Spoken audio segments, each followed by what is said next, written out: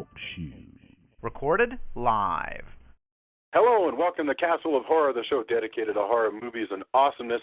This week we kick off a retrospective on a horror film series we've been looking forward to for a while, the Phantasm series, starting with the original Phantasm from 1979, directed by Don Coscarelli. Bear in mind, if you haven't seen today's movie, we're going to be talking about it from the perspective of horror fans who have seen Phantasm. So, warning, spoilers ahead. From Denver, Colorado, I'm your host, Jason Henderson, creator of the Alex Van Helsing novels. With me from Austin is Tony Salvaggio, lead singer of the band Deserts of Mars and tech director for Rooster Teeth Studios, the makers of Ruby. Say hello, Tony. Howdy. Welcome back. I am so excited, and this is frankly your retrospective. This is one that you have been pounding the drums for us to do for a while. So I'm so excited that our doing this and your return are simultaneous events. Yeah, I am. I'm happy to be back. It's been quite a while. I hope the fans miss me, but you know, Adam did an awesome, amazing job. So he is super cool. Well, I know the fans are missing you because I remember when they found that picture of you, you know, at the Denver HorrorCon. They were like, "That's what Tony looks like with the hair and everything." That's funny. But yeah, no, Adam kicked ass. So I hope that Adam, if you're listening, and I've no doubt that he is, we miss you. Also in Austin is Drew Edwards, writer for Rockabilly Online and creator and writer of the long-running comic Halloween Man. Say hello, Drew. Boy! And finally, also in Austin, Jamie Barr is a musician, pinup model, educator, and lead vocalist and upright bassist for Austin's premier all-female rock and roll band, Danger Cakes. And you can find out about their latest shows and their album, Quarter Life Crisis, at www.dangercakes.net. Say hello, Jamie. Hello. Hello, and welcome back. Thank I cannot wait to hear you comment on this movie. All right. According to the Wikipedia, in which we put all of our trust, Phantasm is a 1979 American horror film directed, written, photographed, co-produced, and edited by Don Coscarelli. It introduces the Tall Man, a supernatural and malevolent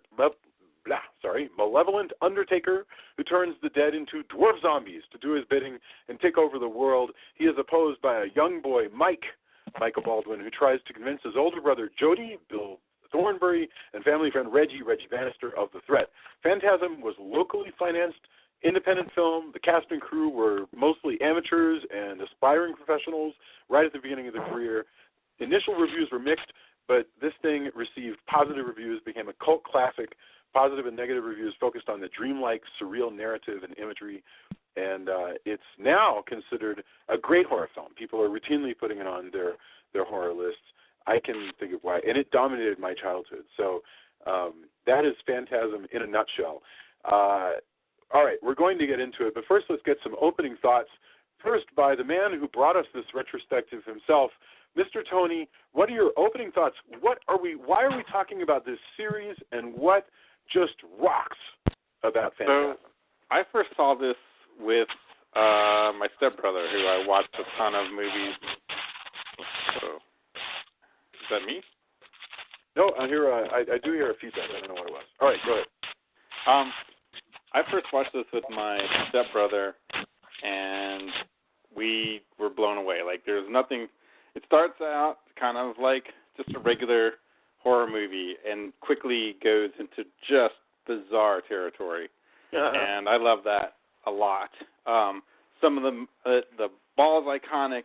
Angus Scrimm as the Tall Man is up there in the pantheon of horror, like gods, I would say, or villains. There's just so much coolness about this movie. You know, we definitely saw it way after it was made, with 78, but it still holds up really well. Even some of the amateurish bits, you know, you have the budget you have, but I think it looks great. Like, and I was lucky enough to see the restoration of it. That Bad Robot actually did the restoration. I saw it at Banamathon, and man, it looks really sweet. Like, I am. When you say restoration, what goes into that? So they made a new print. They took out like the fishing line that you can see sometimes in the older print. They improved the picture quality. That's one I have to get on Blu-ray. Like I'm gonna double dip on that, or however many times I've bought the movie. And then also I think you and I went to years and years ago. They had a Phantasm festival, film festival over the course of 2 nights, and I think we've told that story before. We did most of the crew, most of the crew was there. The cast, everybody was super cool. Reggie Bannister's a great guy. Angus Grimm, remember my name both nights. Yes, he was just such a gentleman and such a great dude. So like a lot of things that I like about horror and a lot of things I like about movies are in Phantasm. And luckily Don Coscarelli likes the Draft House, and comes. I don't know if regularly, but enough times that I've seen him there several times, and every time he greets fans. We've talked about it. He said he thought he heard our he remembered our John Dies at the End podcast, and that was really cool. So yeah, like there's a lot of great stuff here, and the people who made it are also really cool, and that's really, really nice. So very cool. All right. Thank you for kicking that off. Drew, what are your opening thoughts on Phantasm? Well, for the first time ever, I actually made notes because I feel like this is a movie that requires that sort of thing. This movie was in the regular rotation in my house when I was a kid. Pretty much when my brothers and I first discovered it, we discovered it on VHS tape, which I'm sure is the way a lot of people in my age group first saw this movie. And when I was a kid, and I'm talking like preteen and younger, I always just kind of viewed this as kind of an entertaining but schlocky horror flick with like a really badass villain at the center of it, because the tall man is just phenomenal. Years after that, after my twin brother was killed in a car accident, I went and I revisited the first 2 movies. The second and third, the third and fourth sequel were just recent enough that they weren't really like kind of part of my nostalgia barometer. But at that point, I kind of really started to realize that this is a movie that's a lot about mourning and sort of this boy thinking about death and loss and sort of the trauma it puts on the living. And, now that I've come back and watched it again, though, I actually have almost this sort of like metaphysical look at it, this sort of metaphysical filmmaking. So this is almost a fever dream or a death dream, as like old horror. It's very almost interesting that this movie came out in like the last year of the 70s, because it's sort of horror dying and then rebirthing into what the insanity of what horror became when it went into the 80s, because I don't think you would have had films like Evil Dead and Evil Dead 2 or Nightmare on Elm Street, or certainly not Reanimator or Hellraiser without this movie, because this is like sort of what I often call gonzo horror. This is like the proto of that. Yeah. This is just a batshit crazy movie. Like when I say weird movies for weird people, this is a definite example of that. And I think that the horror genre almost had to go through Phantasm to be what it became, because even Halloween and Texas Chainsaw, they ain't like this. Like this is a whole other level of weird. That's interesting that you would think of it. That I hadn't thought about that. How different this is from things like Chainsaw. This isn't a guy with a knife. This is very surreal and right. With bizarre special effects and bizarre, dreamlike aspects. And I don't think there really is anything.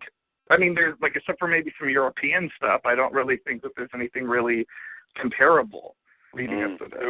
Good point. I mean, thanks for bringing up the European, because I think that's a great point of reference to think of stuff like Suspiria and stuff like that. And what's the year on Suspiria? I'm trying to remember. While I'm thinking about that, Jamie, and literally, I'm going to look that up. Jamie, what are your opening thoughts on Phantasm? Well, this is my first time seeing this movie. I've never actually seen any of the other Phantasms either.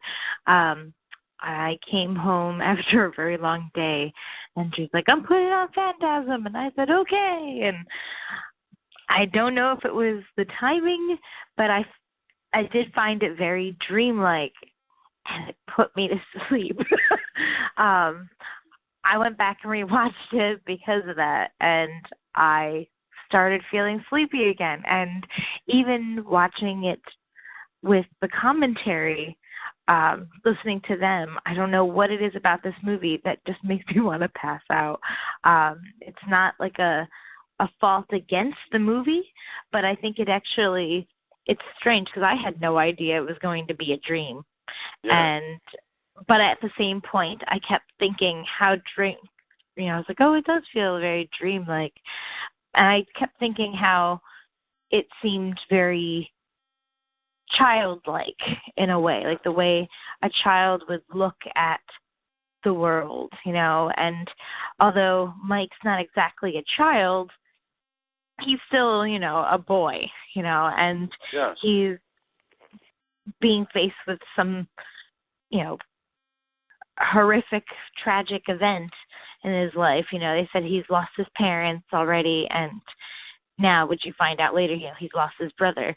And even before that, when they initially say he lost his brother's friend, as like a detached thing, it reminds me of how when you sleep and you take the occurrences that are happening in your life and your mind kind of turns it around and reprocesses it, and you can kind of pick out what means who to what, and the metaphors behind it. And I feel like this movie is obviously pretty loaded with that.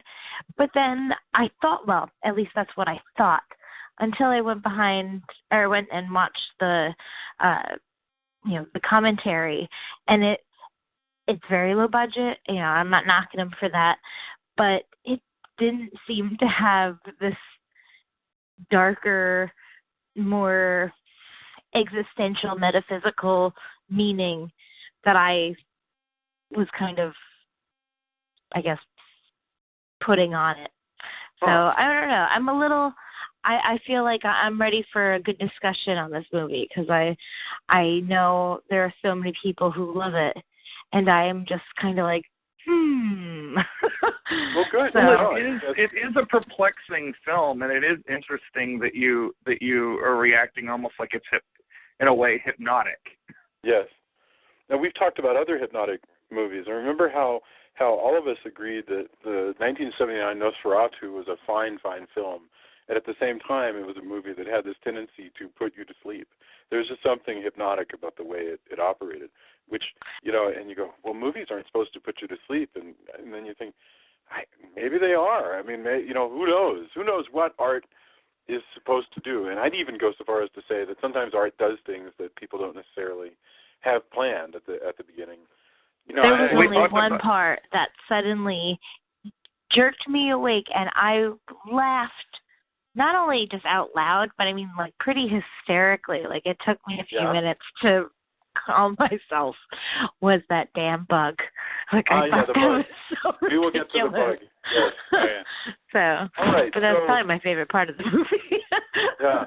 Before we get too far ahead, so my only thinking is, you think of it, great indie horrors that we've talked about. We have not done Night of the Living Dead. We've talked about Evil Dead. We've talked about Halloween. Even though Halloween is a studio picture, it still has a very indie feel, and certainly an indie amount of kind of influence going on, and a budget. This, I think this is a truly, me personally, I'm going to lay my cards on the table. I think Phantasm is a fantastic independent horror film. I really like how it holds up. I like the world of the mausoleum that they create in here. It's such a fantastic set.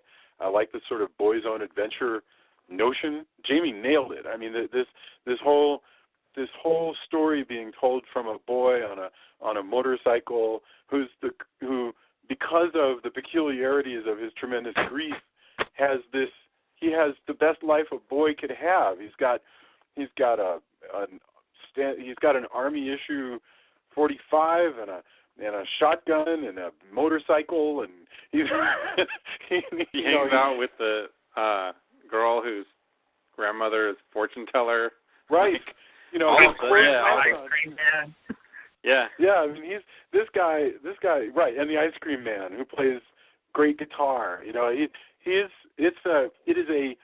To me it's a wonderful sort of complete world, and I just think it's fabulous. I wouldn't even apologize about the special effects. That's the funny thing is I don't even remember seeing the fishing lines, but to the extent that they're there, it just didn't. None of that bothered me. Not a darn thing bothered me in this movie. I have to say, I am surprised to know that you like this movie so much, because normally movies where the protagonists are children, you do not react well to. Yeah, no, I'm normally just put off by stories about kids, not because I don't like seeing kids in danger, although I'm not crazy about that either, but a lot of times there's just sort of a smarminess about kid main characters. But this is a cigar-smoking, motorcycle-riding, gun-shooting kid. And he drinks. There's kids like that in Monster Squad, and you didn't like that. He's basically like almost Jackie Earle Haley's character from Bad News Bears. Oh yeah, but there in a you horror go. movie. Right, that's what it is. It's my man crush from the 70s. That's what we're reliving here. How old were you when you saw this movie, Jason? This movie came out in '79, right? So I would have been 7 years old then. So I probably was 9 or 10 when I saw this movie. Okay, see, I didn't there's see it the until thing there. So. That's the rub. I mean, obviously, you can watch something when you're that age and be able to associate it, but you don't like the Goonies. I don't like the Goonies. I was always the Goonies. I was always disturbed by I was disturbed by Chunk. I was disturbed by the use of deformities as a plot point. It just bothered me, a lot of that stuff. But now people are going to write in and be mad at me about that. Jason Henderson, 2 PC for the Goonies.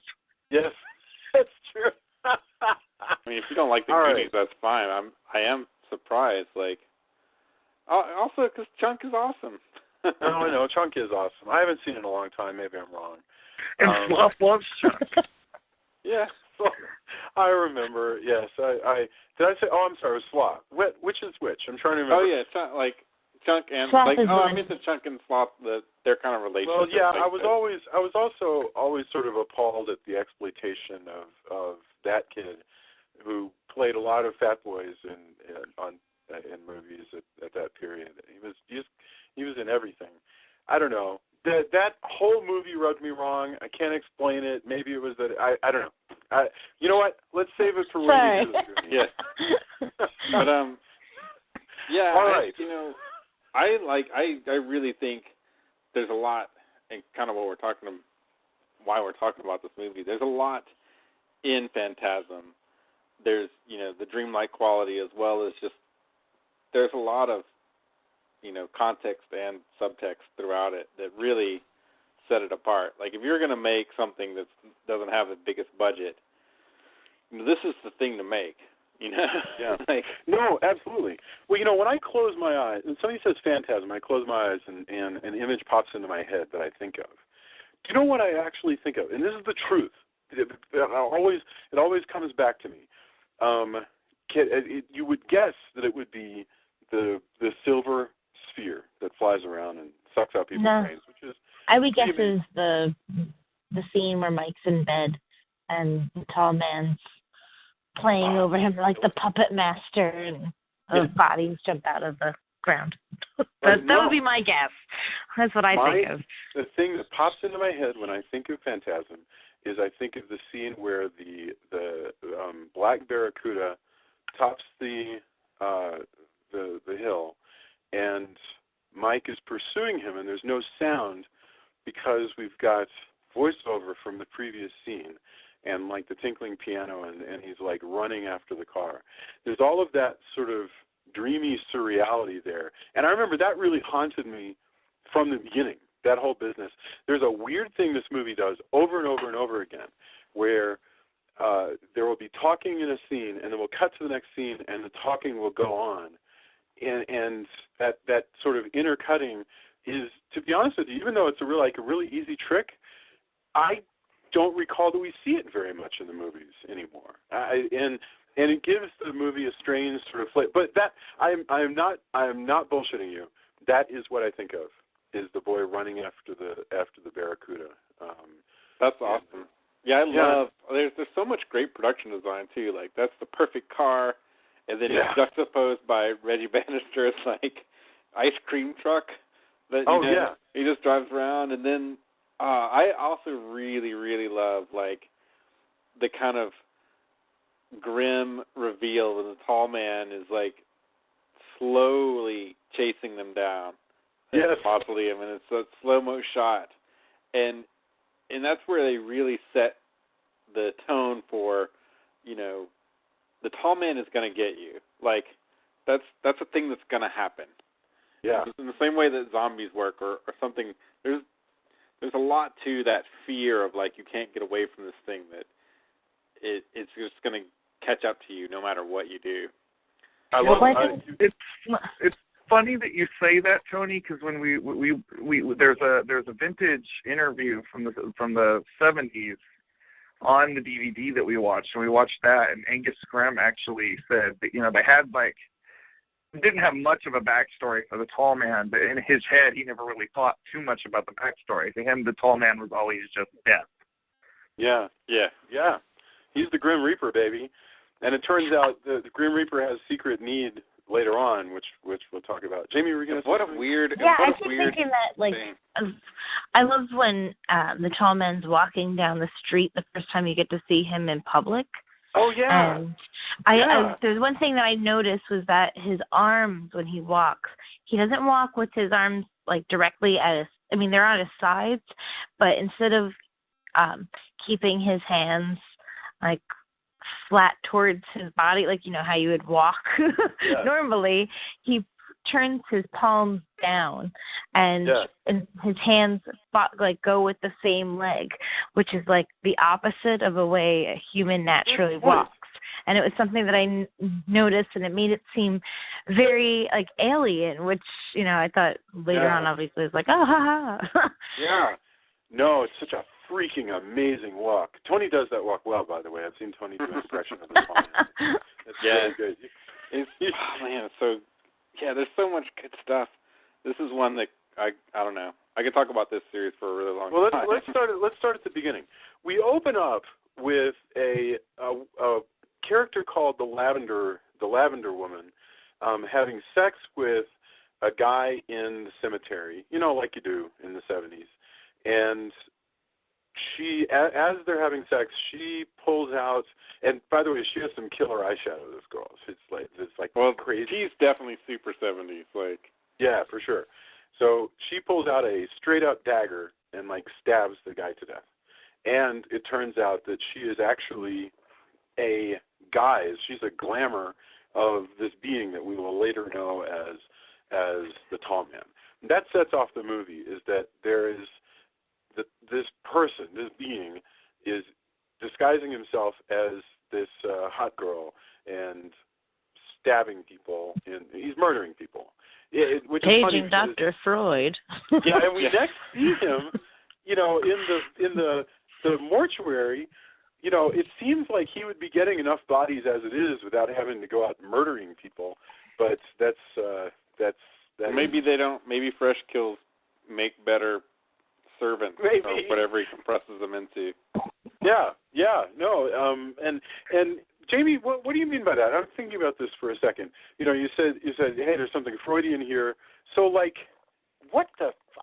The idea that this guy, Well, I think it's more than just this guy. See, that's the thing. Like, I think of this whole movie as like the tall man and all the death that's surrounding it is not just what it is. I kept thinking of it as a metaphor for like mental illness, for that depression and that anxiety and the paranoia that comes from feeling like everything you have is being taken from you.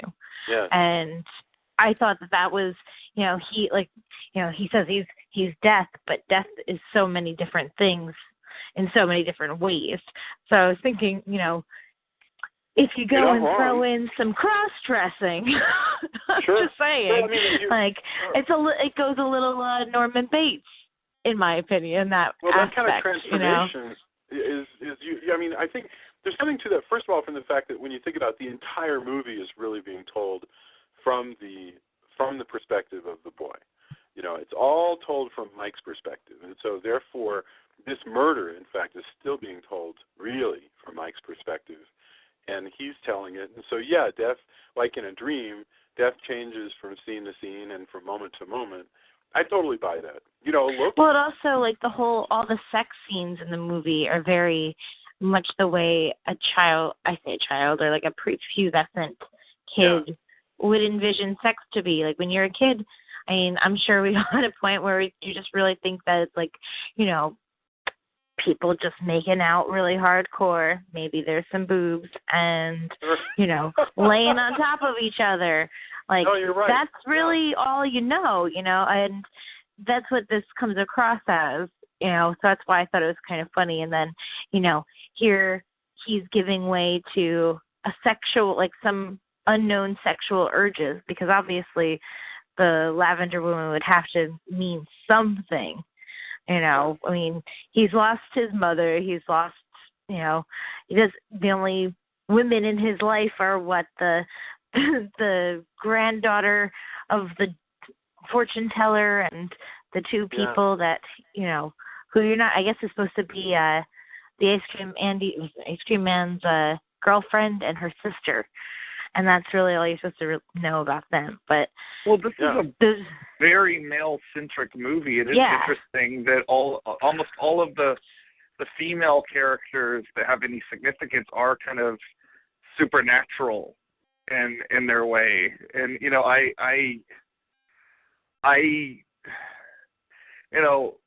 there is, of course, that tie between sex and death, because it's the start of life and the end of life, and it's kind of interesting that you take this woman, this attractive young woman, and then she turns into this ghoulish older man, like the polar opposites of each other. But I just want to say, this is stepping outside of that for a second, but talking about this character still, I think that is one of this is one of the points where the movie benefits from being low rent and low budget, because they cast, mostly non-professional actors, and this woman is attractive, but she's not attractive in like a, I was thinking about this the second time we watched it. If they did this now, you would have had some like CW type actress in this.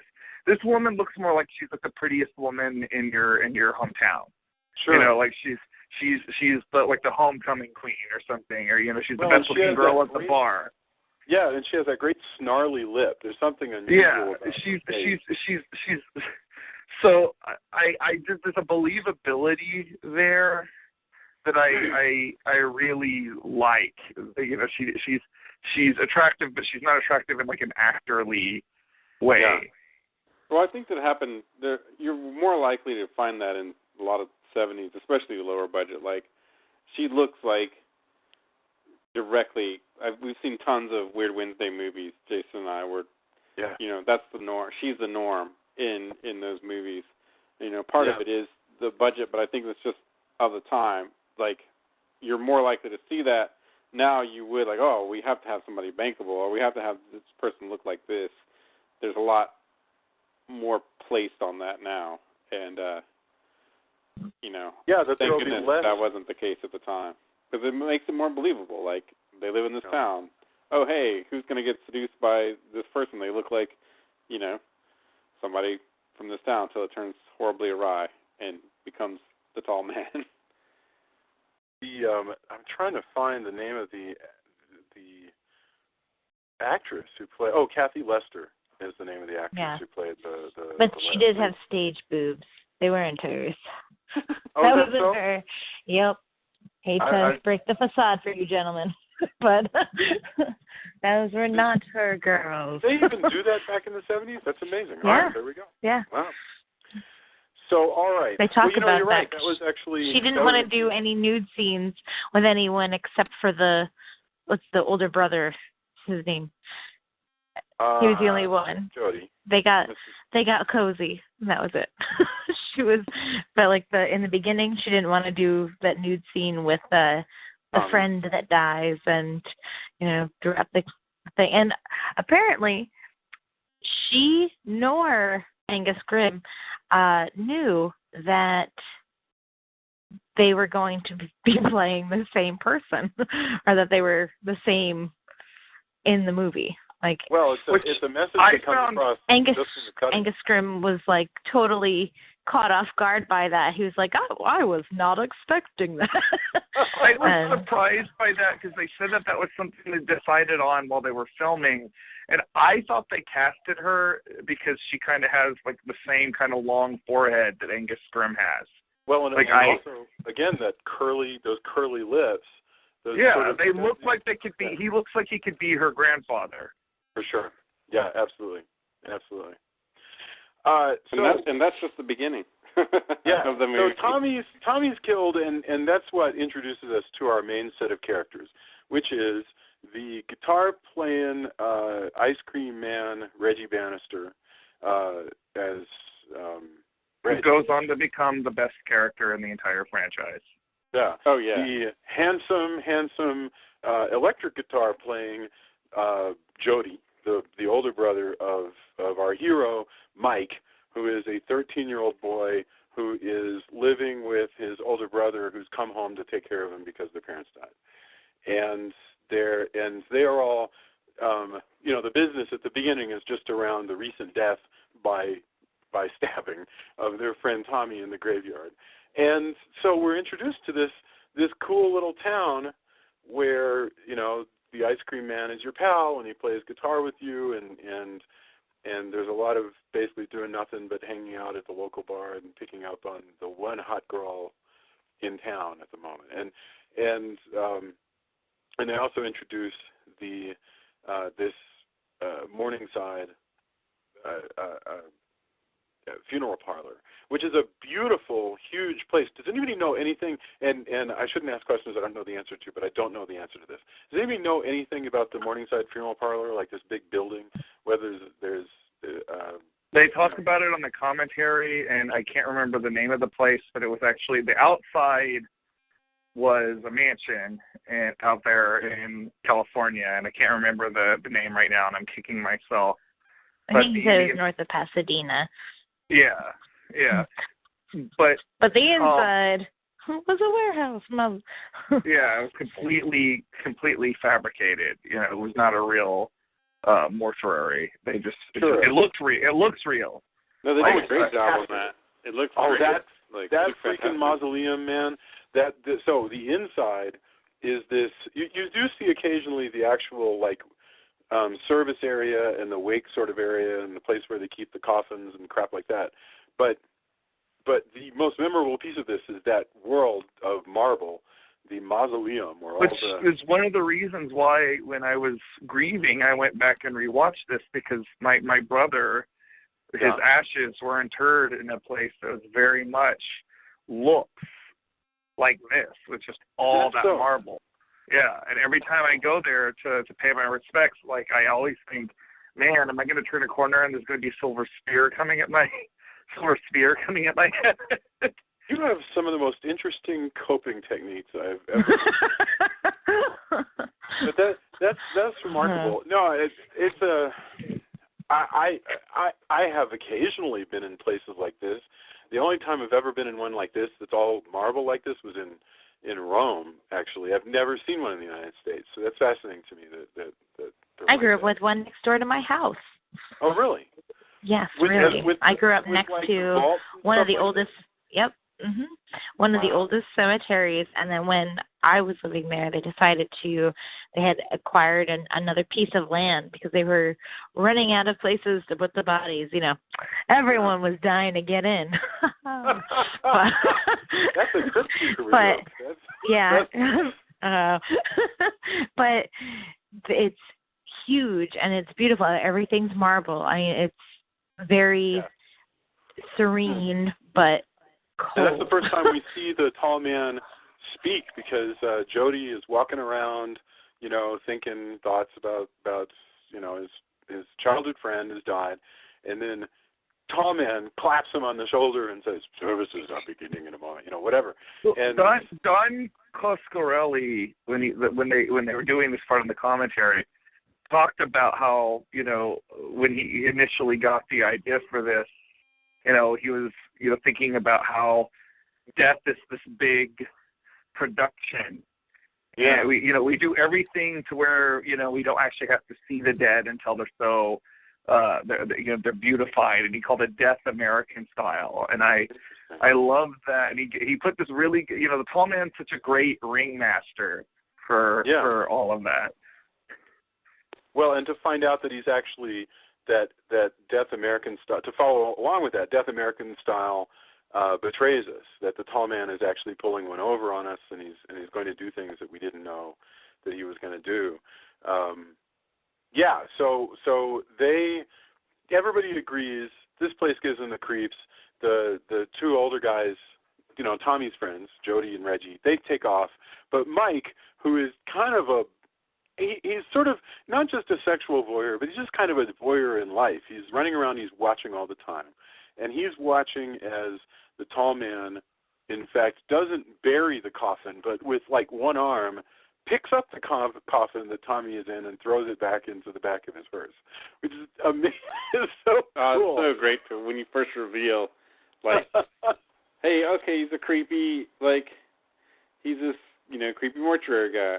Oh, crap. He's like, also, and then, as each build of his reveal is, like, cooler than the last. Yeah. So, and I love the very detective-y, like, thing that he's got going on while he's watching all this. He's like, hey, something's not right, And again, in the 70s, if you're growing up and there's also the Hardy Boys and there's all this stuff, like, it fits in right all, even though I didn't see it when it came out, like, the feel of it fits well within all the stuff I liked at that time. So that was really cool. Thank you for saying that about the Hardy Boys. That's a really good point, because there's a big sort of boys' own adventure feel going on here, with the binoculars and the rooting around town. And the only thing that's slightly different is his easy access to weaponry. Other than that, you're right. It's straight up Hardy Boys. Just like Blue Velvet. I mean, in a way, Blue Velvet was another attempt to reckon with the history of boys on adventure kind of stuff. So anyway, they start. At this point, the boy Mike is convinced that there's something wrong at Morningside, and the first thing he does to deal sort of with his weird feelings, because he's just bound up, a whole bunch of emotions coursing around. He goes to see, I guess, people who are just part of the regular cast of his life, which are the psychic. He goes to sort of a shambling old moss-covered house where this girl that he knows, who's about his age, a teenage girl, hangs out and does psychic readings with her grandmother, who is the psychic one who doesn't speak and wears sunglasses. Somebody tell me your reactions to this scene with the psychic. Like, Tony, you want to take this? Oh yeah, I mean, I it just adds to the like kind of tapestry of the movie. Like each thing is like its own. Like there's just great scenes like throughout. The fact that hey, the girl you hang out with, maybe she could be your girlfriend or not. Also, she's also the granddaughter of the town psychic who is really like has ties to the supernatural, and all the stuff that's in her in her house, and the fact she's blind, and it, I kept harkening back also to like all the stuff in Drag Me to Hell, all of, and which I'm sure had to be influenced a little bit by this at least, and just all of that stuff. I mean, it's, I don't know. Was that like a really birthmark on the granddaughter's face, or is that like, or did she have like a star on her cheek? It looked to me like she was wearing like a paste-on tattoo star. It was like a little. Yeah, I wasn't sure what that was. I couldn't figure it out, and I just. Sorry. What's that? This is the only scene in this movie that I find kind of inexplicable. Like I feel like that it does, which is weird to say since we're talking about Phantasm, a movie that is one of the great what the fucks of horror cinema. I don't really like this scene. I don't think it adds anything. I feel like that other than it, I guess it does sort of add to the dream aspect, but it just seems completely random. It doesn't add anything. That's true, but I love it. I love the thing where you're right that it seems to be in a totally different. It seems to be following a plot that Coscarelli was thinking of doing, and that nothing else happens with it because it doesn't bother me because. They make the box appear. It just appears out of nowhere, and then it's like, put your hand in the box. Holy crap! That also really scared me as a kid. This whole business of put your hand in the box, and then his hand is trapped. I was really amazed by that. But you're right. In a sense, all it is just a little episode where you meet some characters. When I was a kid, I always thought that the psychic lady and the daughter must be in on it with the tall man because they start laughing when they leave, and there's something kind of sinister about that. I thought they definitely had a point to it. Was that, I mean, even though that lady, I keep wanting to call it like the gypsy lady, but the fortune teller, she, after, he does put his hand in the box, and she's like, it's all in your mind, it's letting your own fears control you. And then there's that scene later on when he's being chased by the tall man, and he comes across, like, suddenly the headstones shoot up out of the ground, and there's mud. And he's like, just my fear, face my fear, because of that old lady. And he, jumps into the quick mud, and all the hams grab him, and he's like, oh, but then he gets out of it. So I don't know. I thought that was supposed to be part of that. A weapon, which is to know that in the end these fears are in, they're in your mind, which sounds so hokey, but it works. I'm going to keep sounding like I'm apologizing for every damn thing in this movie, but that works for me. Fears in your mind, Yoda says no worse, honestly, that you're controlling your reality. Go ahead. Tony, I think Tony was about to rein in on this, and I actually, since he's the biggest Phantasm fan out of a lot of us, I want to know what he thinks about this scene. I mean, I think it's cool. I mean, it is weird. Like you're not lying that it's strange. I don't know. To me, it's just part of the whole, like I said, part of the whole tapestry of it. Yeah. Strange things are afoot. It's not really well explained. As we get to the end, we learn more, but it's weird. I mean, it's weird that there's a good 10 years difference between the first one and the second one.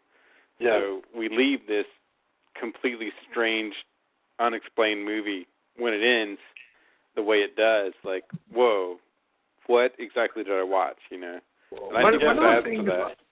One of the things I kind of do respect about the sequels, and we'll get into that as we talk about them, they never really, try to justify about that this is a film series that's very bizarre. It never really kind of loses that sense of, what the hell is going on here. They almost, by the time you get to the third one, they kind of just start like trading in on this. It's like, welcome to the twisty turny world of Phantasm. If you're on the roller coaster or you're not. Yeah.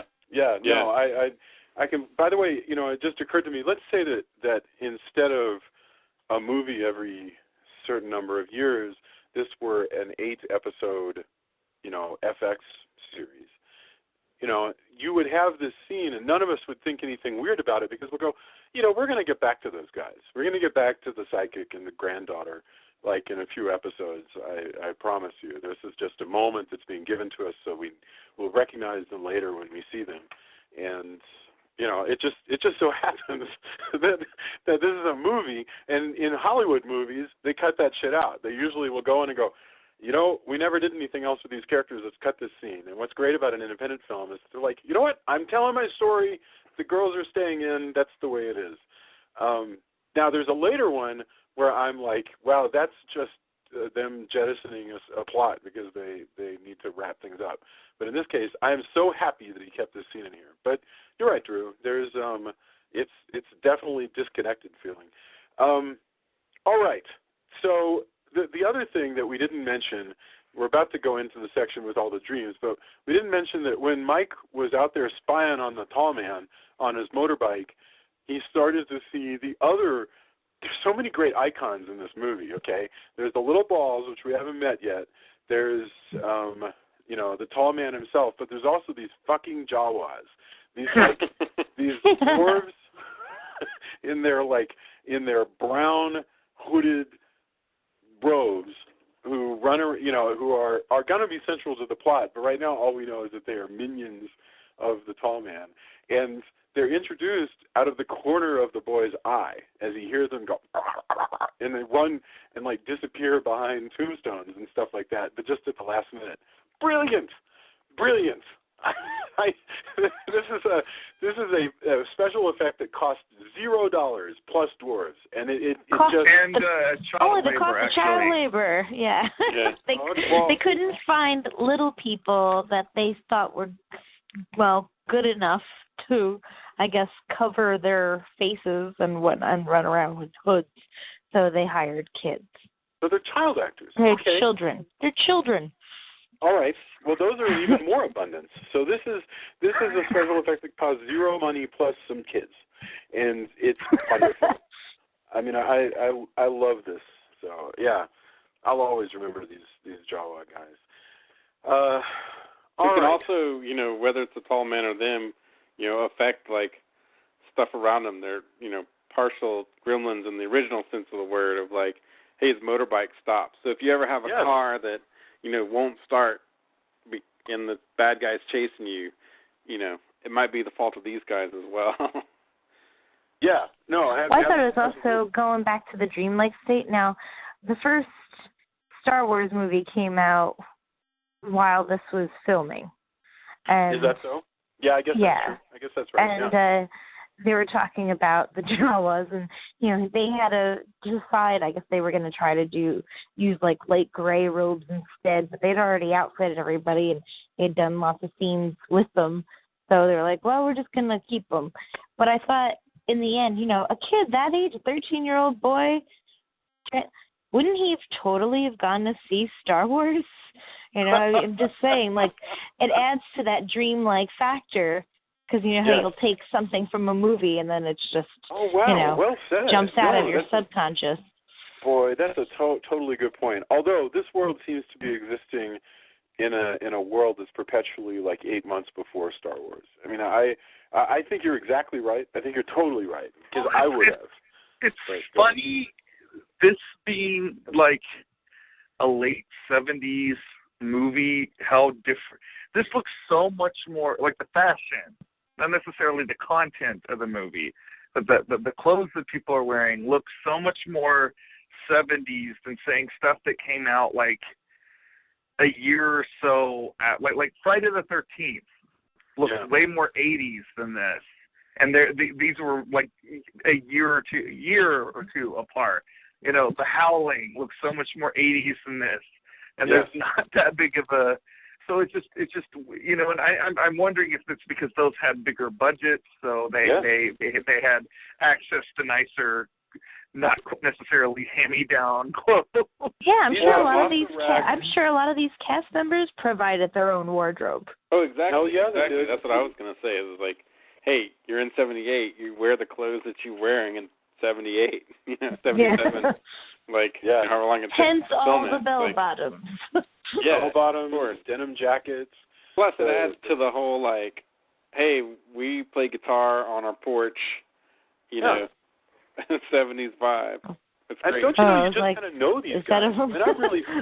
I really felt like these are people that I could, I watched so many just annoying studio movies that are just such bullshit. Or I went to see, once again, to punish myself, I guess, the Hollywood Godzilla from 1998. And there's not a single character in there who appears to have any kind of life or expression. But these two guys, Jody and Reggie, playing guitar on their stoop while the ice cream truck is parked at the curb, that's real people. You just really get the impression that. Yeah. The thing that I find so real about Reggie is that, because I've done this so many times, I come home and I might still have my work clothes on, and I just don't take them off because I don't feel like doing it. And, he just wears that damn ice cream man outfit because he's just he may loosen the tie a little bit or put a sweater over it, but he's and you would and this guy is bald with a Ben Franklin ponytail, and you would never see this guy cast now. Yeah. But that character is so lived in and real. Yeah. It's got something to teach me. I don't even know how to do it, but I want to learn. I want to learn how to create characters who are this real. Well, also, he's super nice. And, often, if he's at a con or whatever, we'll also just play, that's what he does. He's a musician. Yeah. And, he'll often, I'm going to play later on tonight. And he does that. I think he did it at the Draft House. Also, whenever I was, I really kind of wanted to wish that I could make a game of, especially when I was working in the games industry hardcore, set around, Phantasm 3, I think, offers the best kind of, that's the time frame that the game would probably be. And I was like, oh, man, I'd like to do this. Wouldn't that be cool? And he's like, oh, man, that would be great. We could do the voices. He was, super, instantly, oh, man, we should totally do that. That would be awesome. And he's a guy, I didn't know him. I just always thought he was one of the coolest characters. And he's just a really down-to-earth, cool guy. You can do a really great ongoing starring this character, ongoing comic, ongoing animated thing. I'm surprised especially once 3 hits. Once 3 hits, that's really where, that could go, you could do as much, you could do, the way they're doing the Ash series now with that set of characters, going from town to town. That would be amazing. So, Mike, the boy, breaks into the mausoleum to check it out. This is the other thing that makes it like a boy's adventure, because instead of just being terrified and not wanting to think about it anymore, he straight up is going to investigate and get to the bottom of it. That's what I love. He breaks in. He's chased by the tall man in that manner that we were talking about earlier, where the tall man walks in that odd alien way. He observes. I can't remember if he observes the dwarves at that moment or not. Does he see the Jawas? Does he see any of them at this point when he breaks in the first time, or does he just encounter the tall man? I'm trying to remember. I think he just sees the tall man. He's the tall man, and also that guy. He encounters the guy who's the. We see this is where we see the spears for the first time. Yeah, he's got a henchman that goes after. Yeah. Goes after him, and that's when we see the spear. Yeah. So set that up for us, Drew, because this is the first time we see something that will become a straight up horror icon thing. The kids running around, tall man approaches, and what? He runs into this room filled with coffins, and then he hides in one of the coffins, and this guy comes in. He's like he kind of looks like Count Yorga's henchman from the Count Yorga movies, but in a fishing hat that he stole from Richard Dreyfuss in Jaws. And, and he comes in, and he eventually discovers Mike, and Mike takes off running, and he chases him through the mausoleum, and then we hear this noise, this sort of mechanical sounding noise, and then we see this sphere come through the air. And, then as the sphere moves forward, these two little metal, like almost like prongs, like meat prongs, pop out, and then a drill pops out. And it comes straight towards Mike, who ducks, and then the henchman runs out and ends up on the unfortunate end of this thing as it sticks to his head, drills into his brain, and proceeds to juice the contents of his skull. It's got those little shrimp fork things, which I didn't understand until I watched this, because I've never really watched. I don't think I've ever watched it this carefully. The shrimp forks are just to stick to your forehead. Well, and as this guy is like writhing around and the blood is coming out of his skull, and I never noticed this until I looked at this cleaned up version that we watched. He's dying, and then he's peeing as he's in his death throes, which is so messed up. Yeah. Yeah. Well, I mean, and up until this point, you've kind of got a fairly it's a weird horror movie. And then the ball comes out of the blue, and you're just like, what is now? There's something else here, And I love the sound design too, the kind of gurgling straw effect. That once it's completely just spit all of his blood out, it makes that slurpy. Yeah. It's so there's so many good bits. It's pretty amazing. When you watch a movie like this, for the budget it is, and then you see other low budget things, and you're like, that's where you have a person, helming this that has a vision. And it's where you can see where, craft comes into play. Because there's so many low budget horror movies that aren't as innovative, that don't play to their budget. You can watch a million of these now on Netflix with, where they've got cameras that are way better than anything you could get back then, for a fraction of the cost, and yet they're not Phantasm, Yeah. I have to say, when I was a teenager in the 90s, the image of the tall man and those balls were everywhere, and I feel like that's as we've gotten more into the 21st century, the iconicness of that has started to fade, and I think that's kind of a shame, because it is such an individual image. I want to ask, because Janie, you didn't grow up with these movies.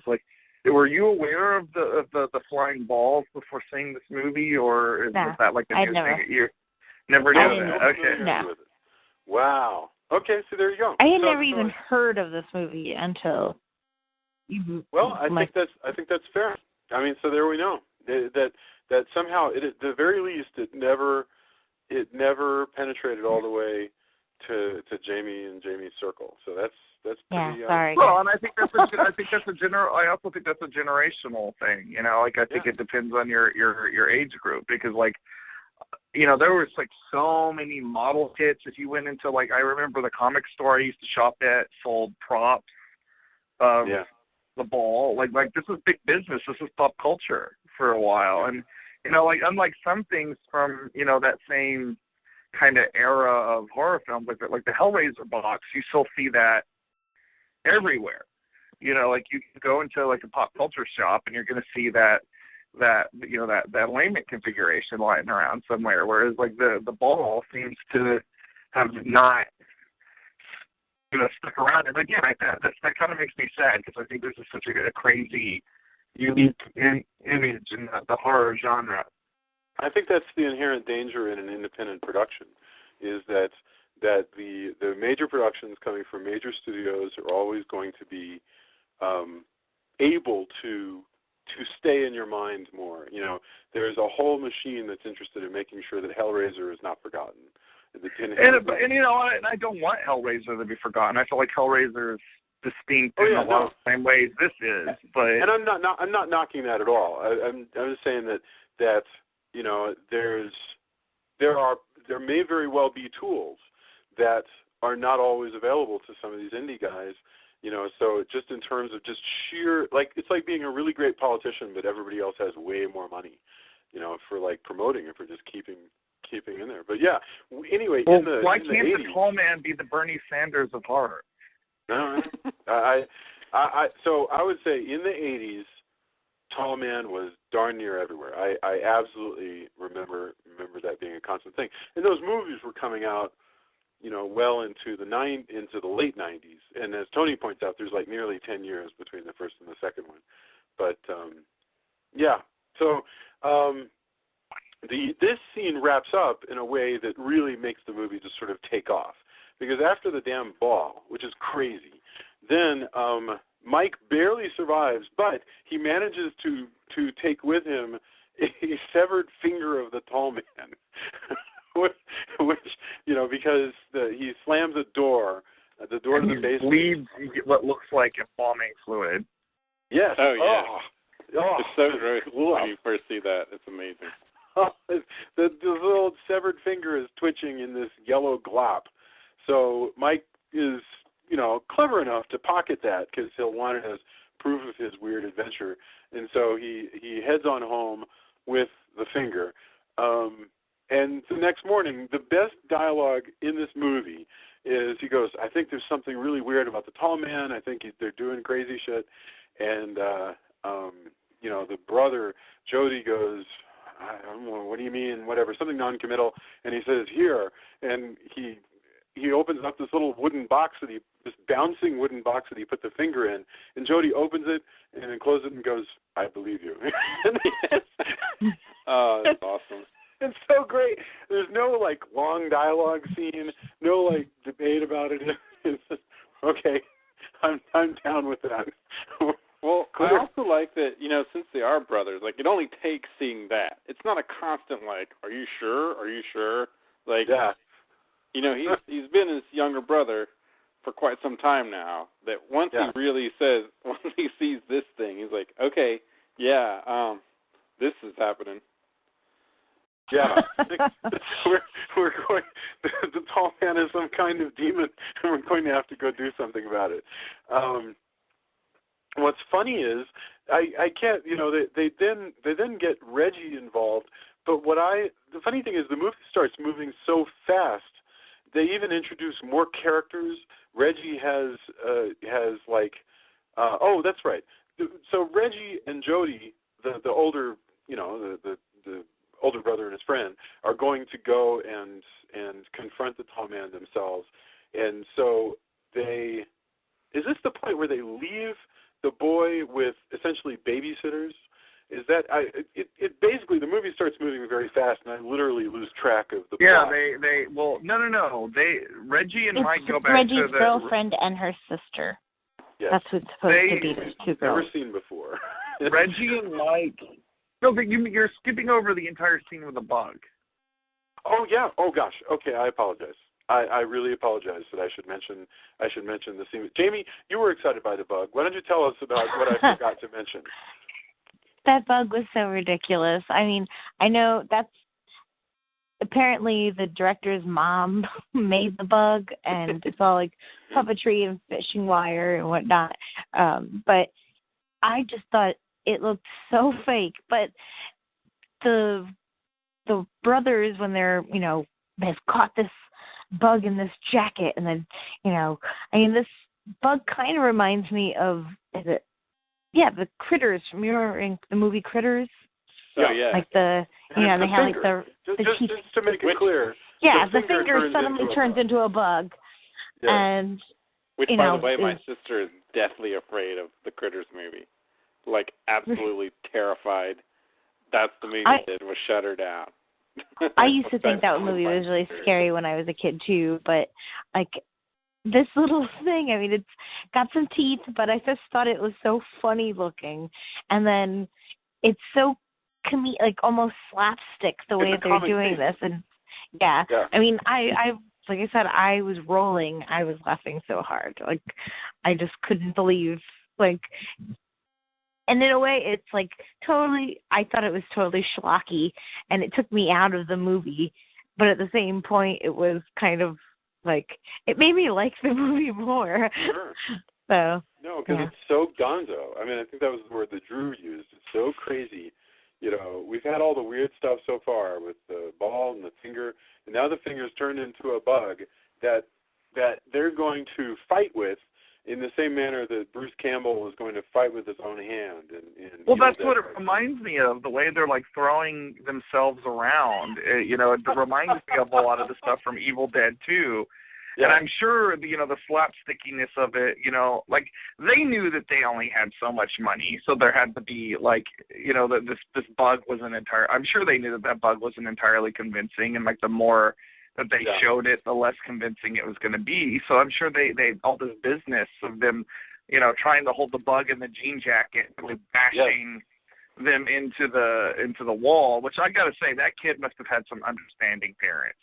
Yeah. Because, like, he's really throwing himself around. Yeah. And, you know, Reggie comes in, and the bug, you know, like, he sees the bug, and I forget how they ultimately get, they put it in the garbage disposal, and then they finally manage to kill it.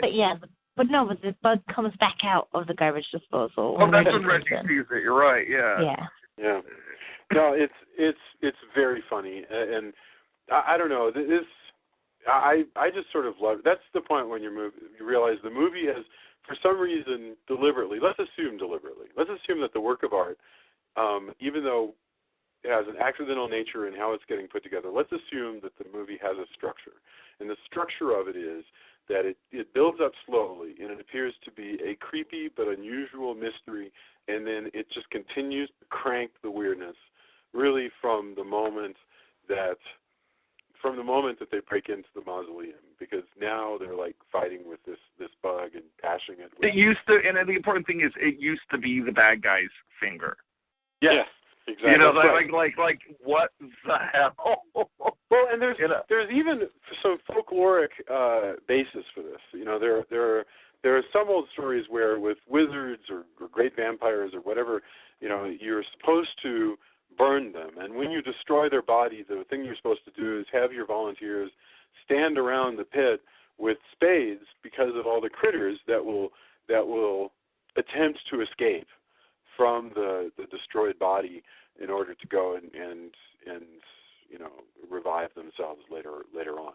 And so there's the problem of the body itself, and then there's the problem of all the bugs and snakes and things that are going to try to break out. So I don't think it's too much of a stretch to imagine that Coscarelli was thinking something like that, you know. But it's well, I mean, the tall man is you know, he's very, even though this is I talk about this as sort of a prototype for what became modern horror.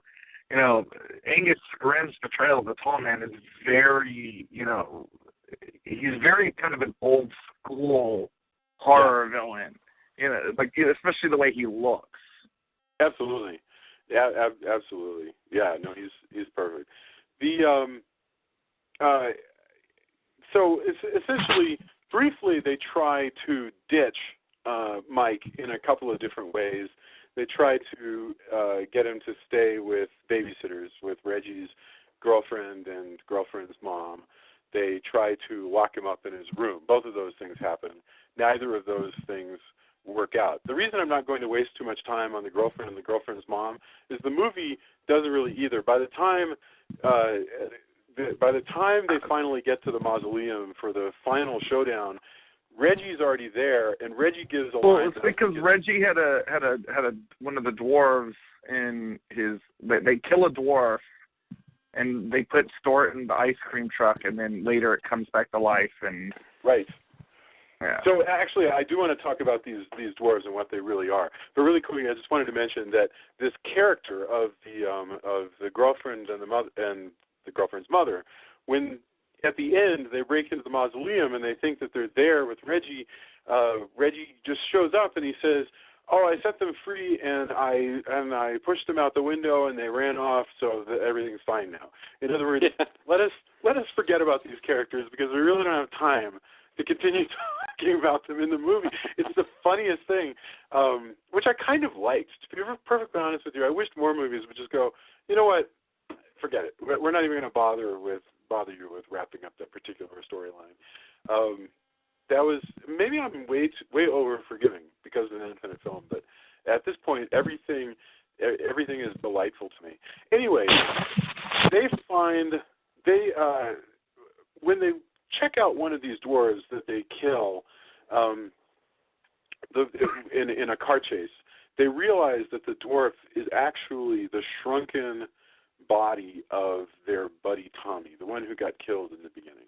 And that's when they begin to realize, through dialogue, they walk us through this so that we're not really confused, that they go, somehow the tall man is taking the bodies of people who died there and turning them into minions by shrinking them down. That's the first part that they work out. And they seem to say in the dialogue, hey, that means that our parents might have been turned into these minions. That's definitely a fear and a motivating factor for the brothers. But to my knowledge, we don't ever confirm that, right? We can't tell. Well, they kind of do because they open up the coffin and the dad isn't in there. It's empty. Yes, it's empty. Yeah. But we never meet those dwarves because they're probably on Planet X or whatever it is, which will reveal. Yeah. Well, I mean, the planet of the brain-sucking mortician. Yeah, yes. That's something almost, in some ways, almost worse than zombies. It's like, hey, by the way, you thought your loved ones were at rest, but no, he's revived them and he's using them as slave labor for whatever he does on, in some other dimension. This is a stupid question, but there's a great line. Sorry, I have to say this in this context. There's a great line in the second one where the tall man almost describes what he's doing to a T. He says to another character, "You think when you die you go to heaven? No, you come to us." Yeah, I love it. Yeah. All right. The So second here's one's my my favorite one. question. I'm really stoked about doing that one.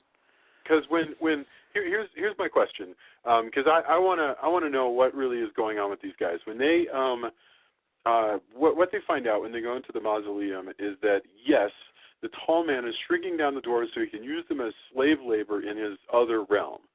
So here's my question: Is this the focal point? This mausoleum, the focal point, the one and only focal point where this guy has come to this earth to get slave labor, or is every mausoleum feeding slave labor to this other world?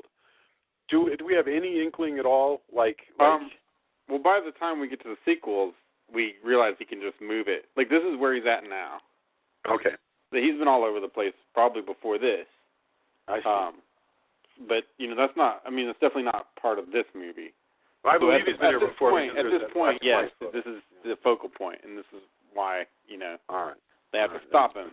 But, in the sequels we learn more, but that also is, I don't know how much of that they had thought about, at this time. Right. I think they were like, okay, here's where he's at. And my other question is, if I am murdered and turned into a Jawa by the tall man, is he just using my body and my soul and all that other stuff has already flown the coop, or am I trapped forever in my revived Jawa body? I think sorry, Tony, you take it. No, I think you're really, you're kind of stuck there, like, it would be, because that's the horror of it. Yeah, if you're like, oh, you're just using the body, whatever, my family's still okay. I think that's that's what you're supposed to feel is like, oh no, like we thought these people were at rest. Instead, no, you're the eternal servant of the tall man. And in some ways it's almost like worse than hell in a weird way because it's a physical thing. Like it's not as supernatural at that point because I guess it is and it isn't, but metaphysically speaking, if you want to say has the soul flown the coop or not, but in some ways it's strangely alien and worse. I don't know. If that makes sense. No, well, it's obviously hot in that ulterior or that alternate universe or realm or wherever it's supposed to be, because when Mike falls into that, like in between the bars during that one point, he's like burning. They actually put like smoke inside of his clothes that would look like he was burning when they pulled him out. It's a weird Martian kind of landscape. We should talk about that. It's like Martian hell in a lot of ways. Like, you mean the deserts of Mars? Yeah. Nice. Oh yeah. but yeah, it's this cracked, distant red distance, and this long line of slave Jawas are building something or carrying things. It's not really clear. It's Tatooine. It's Tatooine. It is Tatooine. Yes, it's very Tatooine-ish, and Mike you literally. You ever wonder if Coscarelli's ever like, damn it, why did it have to be Jawas? Like, we were coming out around. He did. He does say that they were pissed off. I said he wanted to change the. They thought they were going to change the robe color, and then they were like, we don't have the money for new robes for all these kids. Because almost nobody, when they see those scenes, like, once you've seen Star Wars, it's not like, oh, tall man minions. You probably do if you want to be, aloof or, like, horror movie snob. But if every person I know is like, oh, yeah, and then they may turn them into Jawas. Like, no one says, like, tall man minions. Yeah, no, you're ever. Right. When they first see it, what are the Jawas? Like, it's always Jawas. I like it. I mean, I'm... Well, technically the Jawas were first. I mean, they had already came out by the time, like, this was still filming. Right, I don't think they were aware. But, like, by the time they came... But, if you're filming at the same time, it's like the people... I know some people who, for example, compare the Dredd movie to the Raid. Like, oh, that's like a futuristic version of the Raid because it takes place in the thing. And you're like, they were filming around the same time. It's not like Dredd ripped off the Raid or any of these things that happen like that, where you're just like, well, I guess we keep filming and just hope for the best, Yeah, exactly. No, I'm not saying that I'm sure they didn't realize it until it was too late. Yeah, but just how frustrating is that? Heck, I mean, Jason and I made Clockworks before there was before steampunk was steampunk writ large, and then we had people like, we wrote that 10, 12, 14 years before it came out, and when it finally came out, people were like, oh yeah, so it's like Steam Boy, like you kind of ripped off Steam Boy, and we're like, well, no, it was really funny out, actually. Like we wrote it before Steam Boy, but you can't. Yeah. I mean, that's what people know. It's not like you can argue that. Steampunk wasn't really a happening thing, so people would read that and go, I don't get it. Why are there like it was like, it wasn't just, I don't get it because this is silly to me. It was more like just pure confusion. Like, why are there like these robot suits in the Victorian? Why are we doing it? And then, years later it comes out and people are like, oh, yeah, another steampunk thing. You guys, once you come up with a word for Steam Boy, you're like, well, what can you do? That's just how creation happens. Like, you can't, it's not like you can argue or be mad. You just have to create more stuff. But it is weird and strange, and, that's the way it works. So, anyway, what finally happens is that, in a series of events, Mike manages to lure the tall man Reggie dies. Reggie gets stabbed. Well, they shut down. Reggie manages to shut down the portal because it's like a big tuning fork. Yes. And I also love the stacks and stacks of dwarves, minions. He's moving right. Like you can't just toss them through the portal. The barrels of minions instead of barrels of monkeys. Yeah, and also you also kind of wondered, is he, does he need all these, or is he like, hey, I can get you a deal. I've got this dimension where I get all of these guys from. If you need labor, you come talk to the tall man. I've got barrels. I've got warehouses full of these things. I've got a whole I think there's planet something to that. I can mine, Because if not, he's really going to do some things. Whatever he's putting these things to do, it must be pretty epic. Because he's got with Reggie shutting down the tuning fork, I didn't think about it until this viewing. Like, it is interesting that, like, as you get into the later sequels, like, Reggie sort of becomes the hero of the franchise over Mike. Mm-hmm. And he is the one that really actually technically puts the biggest cramp in the tall man's plan here. He shuts down the portal and sucks the in a very Rocky Horror-esque sequence. He sucks the whole mansion into another dimension. But he didn't, of course, he's the last victim of the woman in lavender. Yeah. Oh, yeah. Or is he? Yeah, exactly. Well, so yeah, he runs out and then she stabs him, and basically it's left to Mike to take care of the tall man, and he lures him into an abandoned mine shaft, and the tall man goes down looking like Christopher Lee at this point, where he scrambles and then is just. Well, his brother pushes all these rocks over onto this mine shaft with his muscle car. And this is where we're truly in Boys Own Adventure universe territory now, with them working together, and there's rocks being shoved, and there is a mine shaft. By the way, when we're going to find out a moment later that this is a dream, this is one of the most dreamiest points, because the notion of suddenly, hey, remember that abandoned mine shaft? We can lure him to that. That's it's almost straight out of Scooby-Doo-esque. I mean, it's delightful. But you're right. It's so totally hokey that it explains completely why immediately that's the point where we quote unquote wake up. And well, there's like all this sort of trippy stuff happening too, like gravestones coming up out of the ground, and then the tall man's talking, but his mouth's not actually moving. Although that's his best dialogue. Like it's funny, he has such a great voice that you sort of forget that he doesn't actually say all that much. But he says that great. You play a good game, boy, but the game is finished. Time to die. You played it, that's... Which, by the way, is part of what he wrote, like, when I was talking about, oh, man, it'd be cool to make a game, whatever. The second night for Phantasm Fest, I'm like, oh, and I'm about to give him my name, and he's just like, oh, and he remembered my name, like, without prompting or anything. He's like, Tony, you make great game, boy. And I was like, this is the best poster signing ever. This is amazing. I was totally geeking out. It was awesome. That's really really and he was such a cool dude. Even then, though, he was, I think the trip and stuff, like, I could tell, like, I was like, oh, man, the tall man's kind of getting old, but he lived to, like, quite some time afterwards, so. Yeah. But he was just such a cool, really gracious, I mean, stayed the whole time, like, everything. Angus Scrimm, he was just an amazing dude.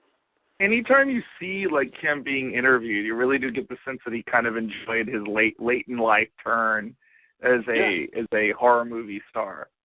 Yeah, well, I mean, he wrote, one of his main jobs was writing copy for the back of a lot of, like, videos and stuff. Those videos, he did a lot of, like, classical albums as well. Yeah. Like and before that. Yeah. Which is awesome, like liner notes for, albums up through video era, up through whatever. That's pretty cool. So after that sequence, we cut to a new reveal, and suddenly in the world that we're in, it's the same living room that Mike has been living in, but now he's sitting by the fire with Reggie, who is guarding him, and we learn through some quick dialogue that Jody, his older brother, died in a car accident, and that his parents had died shortly before that, and so now he's with Reggie. Now, here's something I don't remember, and forgive me, but is the experience of the tall man thought to be a dream in this bit of dialogue, or? Yeah, well, Reggie's trying to convince him that it was just a scary dream. Yeah, so there was no reality to it at all, except for the final payoff at the very end. He goes up to the bathroom, he closes the door, and the tall man is there and sucks him through a mirror. Boy! Yes, Yeah. yeah, boy. You're right, once again. And that's the end. And we could take that as a final dream. We could take it as indication that the whole movie was a dream. You know, we could take it as just a gag that has no bearing on anything. You know, we could open the next. I haven't seen the next movie, so I don't know what the hell they do with this. Jason, I'm going to say the same thing I said to Jamie. This is a series that never really starts to make more sense. You just have to go. You just have to go with it. And I admire their commitment to that. Like this is a crazy world that we've created. It's constantly, you know, second guessing. It's making you second guess yourself, and they just. You know, the one thing that I remember about Phantasm 2 is that it does seem very much influenced by the Evil Dead movies, which is weird because I think of the Evil Dead movies being influenced by Phantasm in a way. So it's got that Evil Deadiness to them, but in a good way. In a good way. Yeah.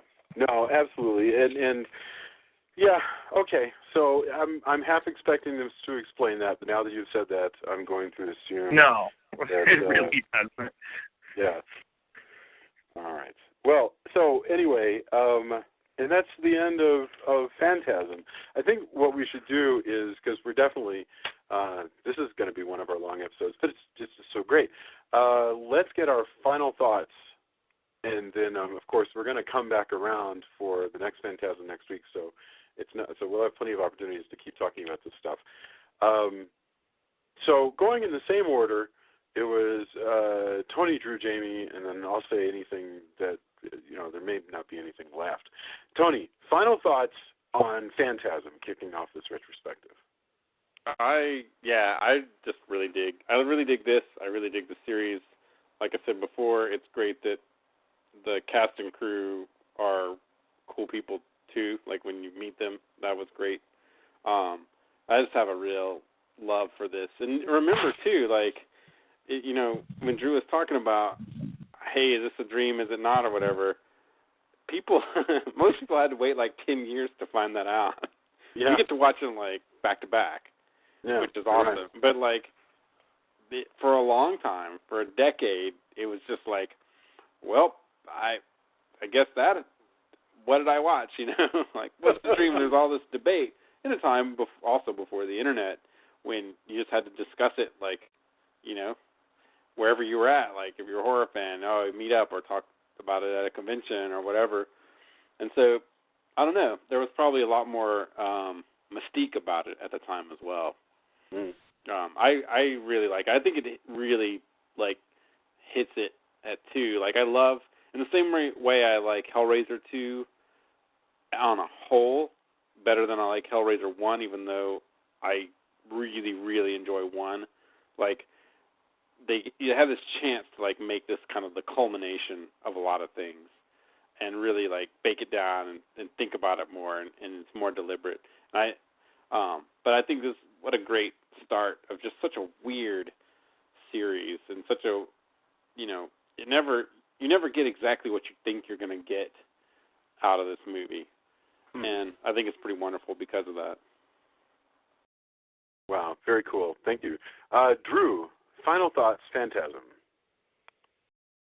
This was a great discussion. I greatly, it's been like a few years since I've watched these movies, so, you know, I feel like it's going to be good to go with almost fresh eyes. I've enjoyed watching this. I feel like every time I watch Phantasm, I get something different out of it, and, you know, I've this time around is no exception.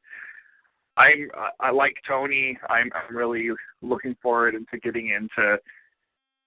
This is just a crazy series of movies. It really is, and I greatly am looking forward to the discussions to become that will be over the next few weeks. Yes. Oh, absolutely. By the way, I was just looking at and 4-barrel shotguns, of course. Yes. Darren said his favorite thing was the horsefly from hell, or the housefly from hell. Yeah. Oh, fantastic! Everybody's excited about from houseflies from hell to horseflies from hell. Those are, I mean, yeah. Ms. Jamie, thank you so much for your observations here. What are your final thoughts on? Well, I feel like this movie reminds me very much of the song "Home" by Edward Sharpe and the Magnetic Zeros. If you're not familiar with the song, it's one that Drew and I actually used as our song after we had gotten married to come back down the aisle to, after the wedding ends and everything. And it's a very sweet song. We had put our own meaning behind it. And then we heard what the song was actually about. And the song's about an alien, oddly enough. And it's totally whacked out. It sounds like when you hear Edward Sharpe talking about it and like the song's about, you think, were you on acid when you were writing this song? Like, It doesn't seem, it's very poppy, and, home, is where I am with Whenever you, basically. Yeah, right. And, so it has like that sweet line to it. So, we put this meaning behind it, and then you suddenly find out that the meaning that you put behind something isn't related any which way to what you thought it was. That's how I feel about this movie. I feel like I kind of gave it all these deeper meanings than what it seems to have been, or at least what the director seemed conscious of after hearing it. But I would say it's definitely worth a watch to go and check out yourself and see what you come out with, after watching it. What meanings do you have? And I think that's one of the beauties of art and film and music, is that, it can be one thing presented to you, but you can see it as something totally different and get something completely else out of it that was unexpected. What I like about that is this is coming from somebody who's never watched this before, so that's high praise. I'll just stand by what I said earlier, which is this is a fabulous independent horror film, and I can't wait to get more into this world, because at the end of this film, we now are at the end, to my knowledge, of all the Phantasm movies that I have ever seen. So we'll see where we go. Let's do endorsements. Whatever you are reading, watching, enjoying over the past week that you would like to share with other people. Tony, anything that you want to point out for people this week? Well, I've got a bunch of stuff. Obviously, first and foremost, when it comes out, you must run, do not walk, and somehow see the restoration of Phantasm. Whether that's Blu-ray, hopefully it'll have some kind of theatrical run. I think it's coming to South by Southwest, but I don't know what their plan is at this point. But Bad Robot did an amazing restoration. It looks fantastic. I'm super stoked about that. On my end, the reason I'm on the podcast again is because I wrapped Ruby Season 3 as tech director, and I did special effects and a lot of other techie stuff that I rendered a chunk of it as well. I was on the render team. So, and you can, view, if you want, what I did on the roosterteeth.com website, and there should be a huge banner, easily accessible. You can find Ruby. I think 1 and 2 are on Netflix, but I worked on Season 3 with a really amazing team, animators, musicians, everybody did an awesome job. So, but it did take up a lot of my time. And then while I was working on that, I had an iPad where I just would put stuff on, and I had Bluetooth headphones and would watch stuff. And I ended up watching the first Shout Factory TV has released the first what we know as Power Rangers, and it was called Zeo Ranger. And let me tell you, this thing you can tell was not done in the U.S.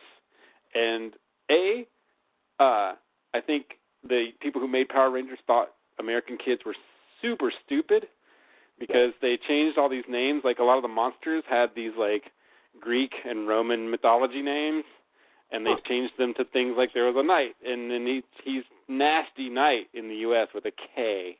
And, like, there's a pig creature called Cersei, and it's called, like, I don't know, I can't remember, but I remember seeing it as something like Piggy McPigster or some crap like that.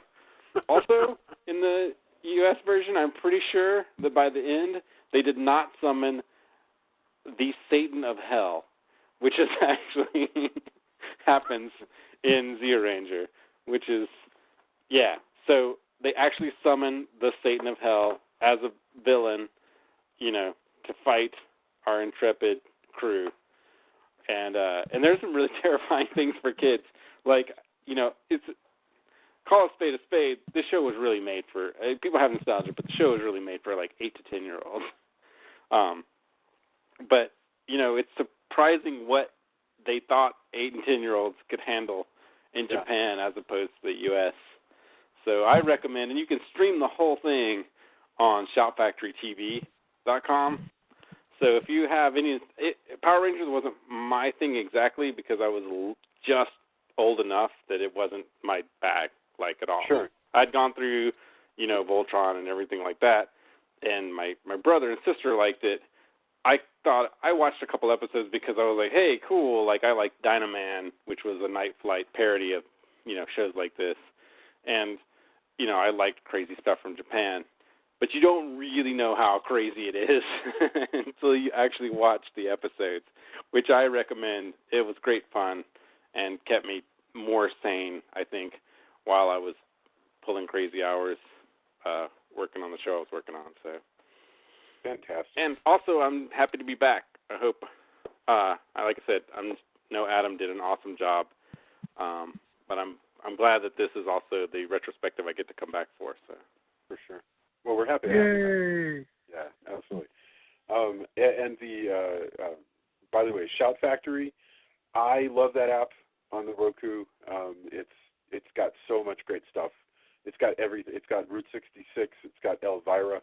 I've been watching cheesy Italian movies on the Shout Factory app on Elvira. So there's countless hours of entertainment on the Shout Factory app on Roku for sure. And I ended up buying a Roku just because you recommended it. And by the way, Adam did do a great job, and we'll miss him. All right. Mr. Drew, do you have anything that you want to recommend for the week? I have a couple of things, both coming from the world of Netflix. No, don't take mine. Well, what is it? You know what it's going to be, Drew. You know. Okay, well then I will do one thing from Netflix. I checked out Turbo Kid yesterday on Netflix. Oh, I love that movie. That was in my list as well. So yeah. Awesome. Speaking of low-budget movies, this is an absolute charmer. It's a post-apocalyptic movie taking place in a world where water is scarce, and there's a lovable bike riding, comic book reading kid who teams up with a arm wrestling Australian cowboy and a manic pixie dream robot girl to take on an evil eye patch wearing Michael Ironside who juices people for their bodily fluids to sell as water. That's the overly simplistic of it. It's just it's simultaneously very sweet yet hyper violent, which I really enjoyed about it, and I want to find the filmmaker so I can give them a copy of my comic book because I feel like that these guys could do a good movie version. In fact, Jamie and I both had that same reaction because it's got that same sets the position of being ghoulish and cute at the same time. I know some people who run in those circles, so I'll see there's a way. We'll talk. Yeah. We'll talk. Yeah. We'll talk. Outstanding. Ms. Jamie, what about you? Well, the only thing I've actually gotten a chance to watch this week, and it's just been kind of crazy around here. We've got a lot going on. But my one recommendation would be for Bates Motel season 3. Like it's Really? Yeah, I really like it. I think it's a good show. They're finally getting to the point now where Norman's really losing it, and he's starting to really think in some points that he's his mother, and we've been waiting for the cross-dressing, and it happened. So wow. we're like, all right. I was going to recommend this as well, and I have to say, I was skeptical of the series when it was first announced. Jamie and I have enjoyed all 3 seasons. The seasons are short, and there's only about 10 episodes which is short compared to a lot of American TV. But the actors that play Norman and Norma are so wonderful. They do so good. And I think this season is my favorite because Norman, you really get a sense, which is something you never get to see in any of the film versions because he's already off the deep end by that point. Norman could have been saved if someone had actually gotten him help. So there's this extra level of sadness because he's not portrayed as inhumanly evil. He's portrayed as just being extremely mentally ill.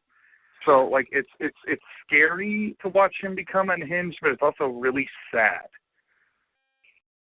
And how I love the sad ones. But my other plug for this week would be if you are in the Austin area, you should come to the Lazy Lizard on Friday, February 19th, for the Vagina Monologues after party. It is a benefit for Safe Place. All proceeds will go to benefit Safe Place, who is making strides in ending domestic violence and sexual violence. And Danger Cakes will be performing. There's a DJ Jamal's also be spinning, as well as there's a silent auction and raffle, and it's going to be a great time. It's from 8 to 11 p.m., and like I said, the fact that everything goes to Safe Place, you can't really do a better deed at a bar on a Friday night than this. So yeah. That's outstanding. That sounds really great. That sounds perfect, like a perfect event. Vagina Monologues to benefit Safe Place. That's like ideal. Wow. Okay. First of all, I just wanted to mention there is a novel based on Phantasm written by Kate Coscarelli. It came out back in 1979. It is out of print. However, I think that we should start just an online pounding to say, please, will somebody please just release this on Kindle? Like, surely somewhere. Man. And I love novelization, so that would be awesome. I mean, we just need to start like an online petition. Please, can somebody get us Kate Coscarelli's Phantasm novel on Kindle? Because I sure as heck would buy it, absolutely.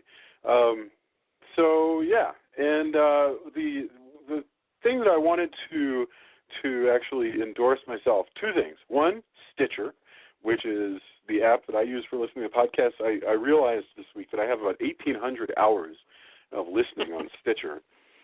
No joke, because I just sort of load it up and I listen to it more than I watch TV. I mean, I basically, listening to podcasts is what I do, and when I'm driving around. And this week Stitcher had issues, so Stitcher went down for like 4 days, and the thousands and thousands of listeners to Stitcher were just going bonkers. But Stitcher themselves, I'm really impressed with this because they really struggled because apparently they lost like several of their servers in tandem, just sort of went down one after the other, and it took them days to get their service back up again. But they did like Tylenol level PR where they had people on Twitter. Somebody would go, I'm uninstalling Stitcher, I'm so pissed off at you. And, Stitcher had people on Twitter going, hey, we're really sorry, we're working on it, we're doing some tests tonight, we got a few bugs that appear to be there, and we're going to probably be up in the middle of the night and try to get a version out. And, they were very responsive, and I was really impressed with how that was done. So, That was way better than if they had just disappeared and been silent for 6 days or whatever it was. So, actually, I think they were down for the weekend, basically. I think all told it was 3 or 4 days. The other thing is, Castle of Horror is getting close to 1,000 likes. I think we're somewhere between 700 and 800 right now. What I want by the end of the Phantasm retrospective is for us to hit 1,000. That is my goal. So, if you are listening, not only do I want you, as usual, to kidnap one of your friends and drag them into a mausoleum near you and force them to listen to the Castle of Horror podcast, but I would also like for you to tell them to like the page so that we can get 1,000 likes on the page. Come to the Facebook page, engage with us. We will talk to you. We will totally argue. We will love to hear if you think that we've just gone around the deep end on something.